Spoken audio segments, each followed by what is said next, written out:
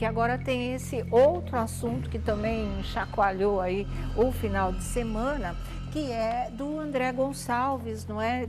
Tomar essa decisão, a gente não sabe onde essa história vai parar, mas as manchetes o tempo todo eram essas, não é? Caso André Gonçalves, ator deve quase 500 mil de pensão e recebe segundo pedido de prisão, dessa vez da filha mais velha.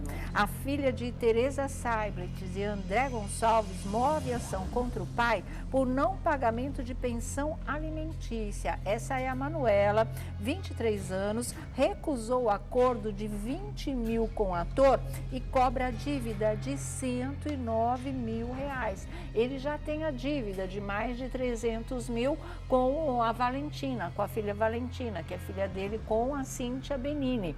E de repente as coisas vão chegando quase a um montante de R$500 mil numa fase em que ele continua desempregado e aí bateu o desespero mesmo, não é? É o que ele fala. O que magoa não é a história de prisão, essa história do montante da grana que ele deve, que nem imagina como é que ele vai poder pagar R$500 mil estando desempregado.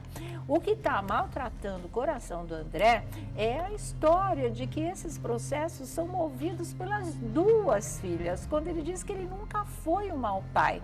Não é? Então, ele achar que as próprias filhas querem vê-lo na prisão, e isso está realmente deixando o André Gonçalves, mas bastante, muito abalado psicologicamente, emocionalmente, a ponto de realmente pensar nessa história, vou parar.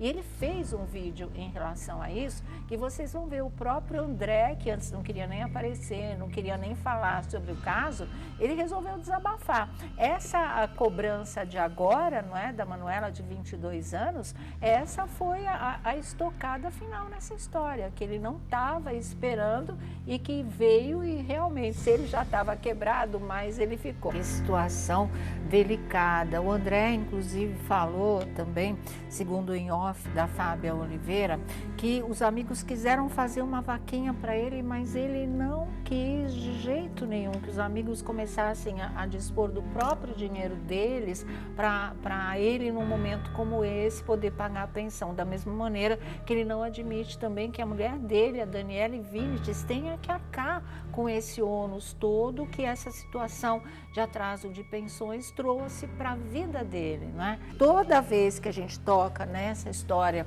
do André Gonçalves, aí as pessoas vão lá nas redes sociais, vocês estão defendendo o pai que não paga pensão. Nós não estamos fazendo isso, não é? A gente é a favor, claro, que cada homem assuma a responsabilidade pelos filhos que coloca no mundo. Isso, claro, isso é evidente, isso é óbvio.